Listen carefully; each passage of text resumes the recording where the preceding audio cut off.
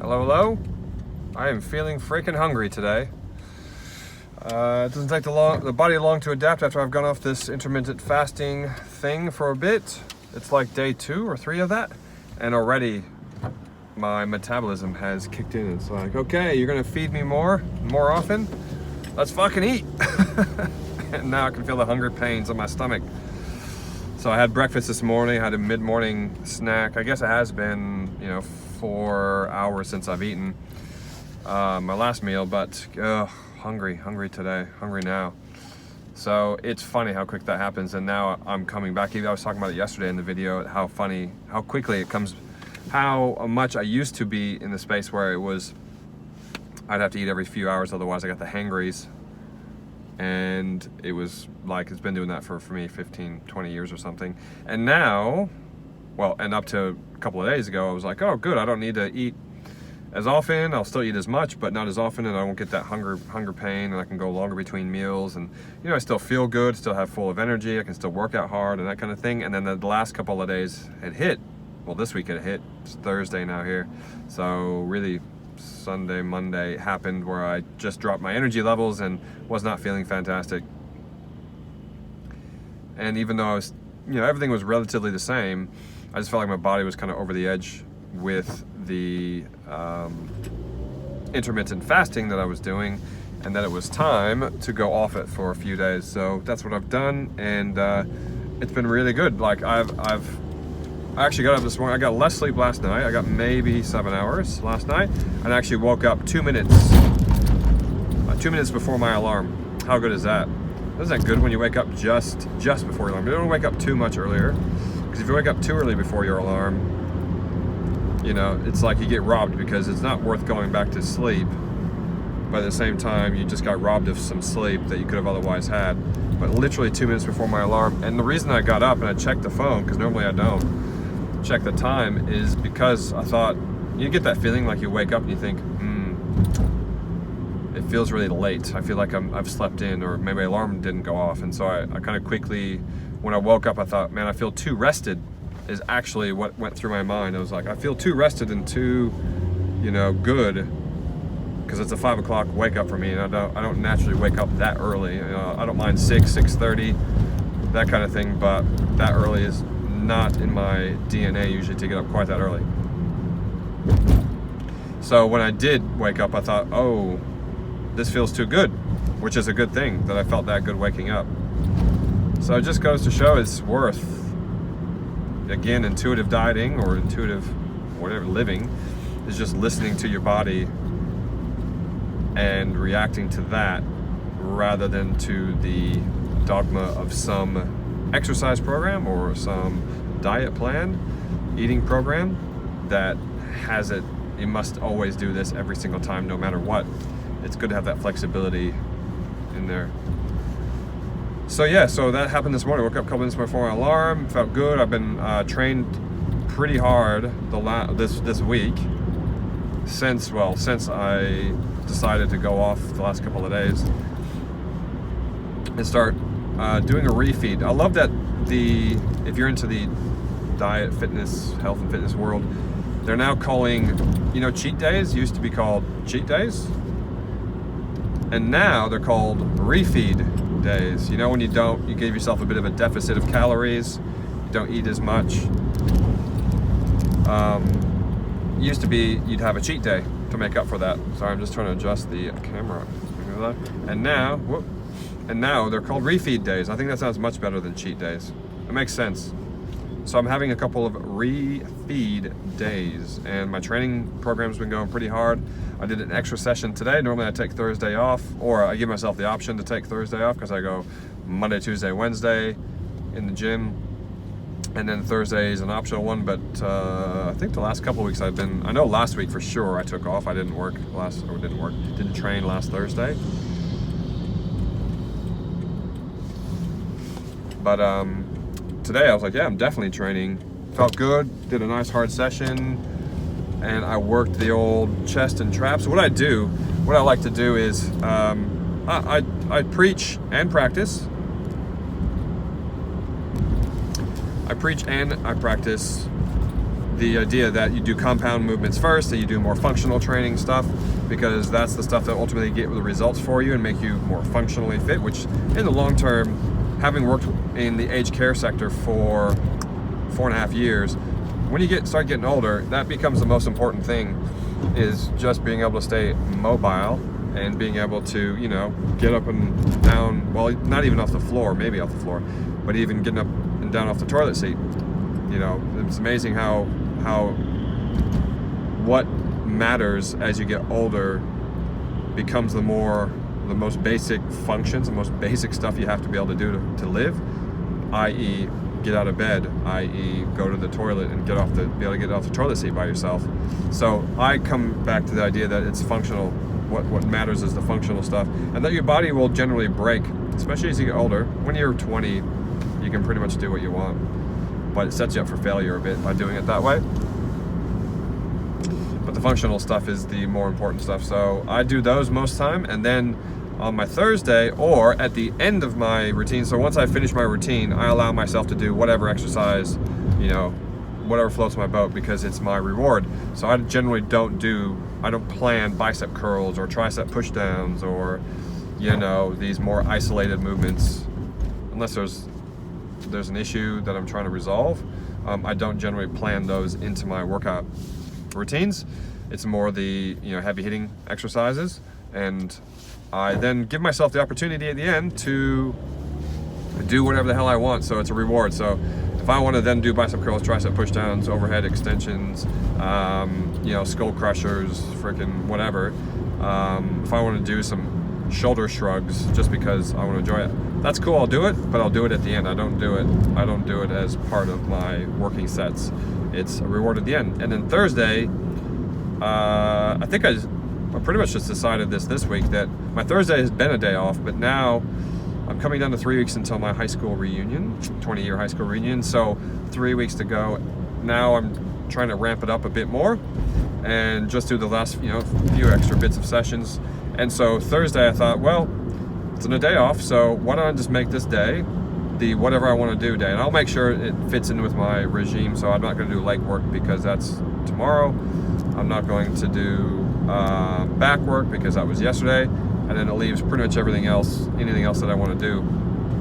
And so I just enjoyed myself actually being able to do whatever I wanted in the gym, rather than sticking to a set routine of knowing I have to do deadlifts and squats and all this kind of stuff, chin-ups, all these kinds of things. So yeah, it was nice to just be able to do whatever I wanted for a change, and to have, again, the energy to be able to do that has been fantastic. So that's on the Miles health front. On the business side, I've had not a setback, but just an annoyance that I'm doing podcasts at the moment, and called the Be There Dad Show with Miles Lundy. And the file that I converted, that I did an interview with someone, a dad, is in the wrong format. It's in an AVI format rather than an MP4 format, and so it's not going into the editor, which then I can't do the snippets to promote the podcast. So I'll do like a 1-minute snippet that will, go through, probably the most interesting part of the, or most captivating part of the, usually it's about an hour interview that I do. And so it gives people an opportunity to see that, and obviously then see if they want to download the episode or listen to it based on that 1-minute snippet. And I haven't been able to do that because the person I have doing it, who's helping me do that, we're trading personal training sessions for her doing the work and for the snippets for the videos. Said that the video was in the wrong format, so annoyingly I had to go back in, which I'm still working through, to be able to reformat it. It's a pain in the butt to do, but I think I figured it out. So yeah, that's been a bit annoying. So it's a setback for me today that I haven't been able to do that launch, because normally on the Thursday I want to be able to launch the podcast across all my platforms, across my email list, all that kind of thing. But yeah, a little bit of a setback because I haven't been able to do that today. And then as I think about that, I think about the Instagram post. You know how Instagram works if you're on there, that you have the 3 posts per line. So I've started structuring my Instagrams recently, just literally this week. So I've got some like 3 words that go across, one for each of the squares, and so it looks visually cooler. And so because of that, I haven't. Now I'm trying to post stuff on the other days that's also 3 photos, because if you don't, then the squares go off, and then the imagery that you had for across the 3 doesn't match up, because one's up here and 2 are down here, or 2 are up here and one's down, lower. So it's kind of screws up my freaking Instagram thing, and I'm like, okay, so I'm thinking through now, how am I going to fix that? And I think if I don't get this post out today, because normally I post it on my Instagram as well with the snippet, the 1 minute short for the full podcast session. If I don't do that today, it means I have to do really 5 tomorrow, because I did 1 this morning, and then I want to do 2 more for the day, but those other 2 are going to be related to the podcast. And now either I have to figure out, it's the only way it's going to work is actually if I do 5 tomorrow. So I have to do 5 Instagram posts tomorrow, which will be 2 on the Be There Dad show, which is the podcast, and then 3 of the imagery, the words that I want to put across all 3 of those available post spaces on the old IG. I'm starting to enjoy Instagram a little bit more, actually. I think it's just because you get more familiar with it. I was really late to the party on Instagram, because Instagram's been around for like 7 years or something now, and I just thought it was probably what most people would think of Instagram as, which can be a lot of, is just a lot of selfies and perfect images of people. Initially, actually, I had no idea what it was, and then only last year I thought, okay, I'll start looking at Instagram. What is it? And I'm started looking. I was like, holy shit, these are just highly curated images of people looking perfect, and it's like, that doesn't feel real to me. So it kind of turned me off from it. Felt like it was a bunch of 20-year-olds as well doing it, which it is a lot, but it certainly has aged up. So yeah, I'm kind of enjoying doing Instagram a bit more. I think, when I think about it now, the part that I'm liking about Instagram that you do not get with Facebook. I'm just thinking, do I use any other social media? I mean, I have YouTube a bit, but which is maybe what you're watching on here. And so right now, it's so fresh for me, I'm not promoting it on any level. I have no subscribers. I have 1 subscriber, and that's me at the moment. So anyways, what's good about Instagram is that if you pick the right hashtags and the right images and the wording and all that kind of stuff to go with it, of course, but if you pick the right hashtags, it's very discoverable, isn't it? Like, I'm sure that's stating the obvious, but I guess I didn't realize how much that was the case, because in the last week I've ramped up my Instagram game and doing more, like 3 posts a day. As I said before, I was going to do that. And, this is nothing crazy, but I went from like 190 followers. I know, not many, but I'm only new to it. 190 followers to like 210 this week, after I've been on it now for probably, 4 or 5 months or something like that.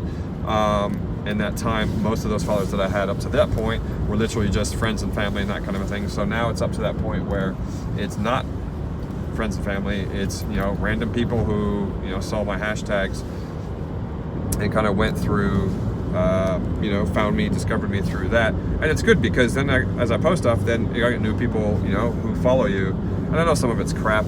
Some are people who follow you because they want you to look at their profile, but whatever, it's good. It's all gravy. We'll just keep rolling with the punches. Whereas Facebook, there is really no discoverability in that. And I'd spend a lot of time on Facebook. And you think whether or not, because I've got nearly 2,000 guys in my Facebook group, which is good, it's a decent number, and it's been that same number for probably 6 months because I haven't promoted it all. But to get my numbers up on that, literally, I would go into other groups and look at the members of those groups, and obviously it was dad groups, so it was all dads in there, and I would individually message them. It's a copy-paste format, but I would put their name, say, hey, Michael. And then I would just say, I've got this Facebook group. It looks like we've got similar interests. You may be interested in my group because of X, Y, and Z. Look forward to seeing you in there. Here's the link. And I would just do that. And Facebook only allows you to do 20 of those or so.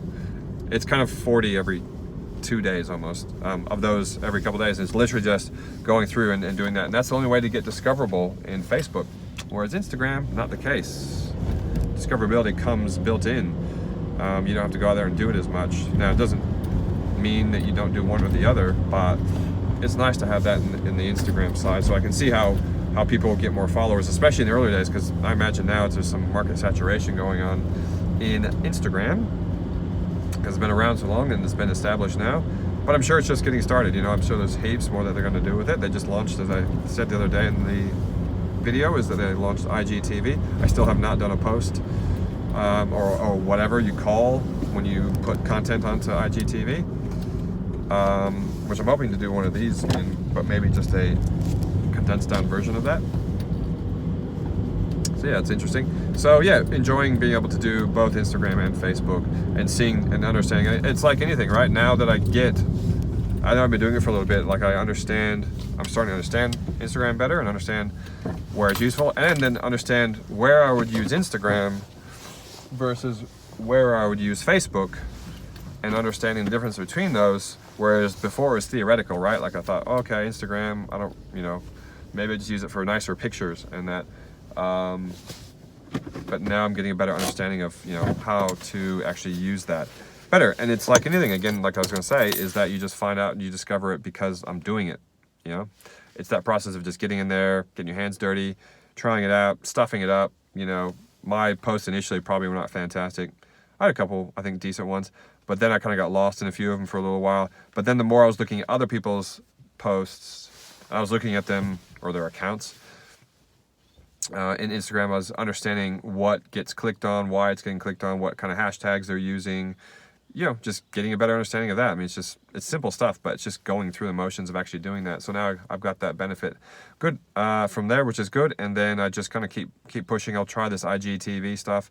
I think the challenge I've got on the IGTV is that I don't have, my content is not curated. It's just raw right now. It's just literally talking into the camera now, and then it goes up, post it as it is. No editing, and it just goes from there. Whereas I'm sure I'm saying some good stuff, through these videos. Instagram is clearly a more curated environment, which I've said.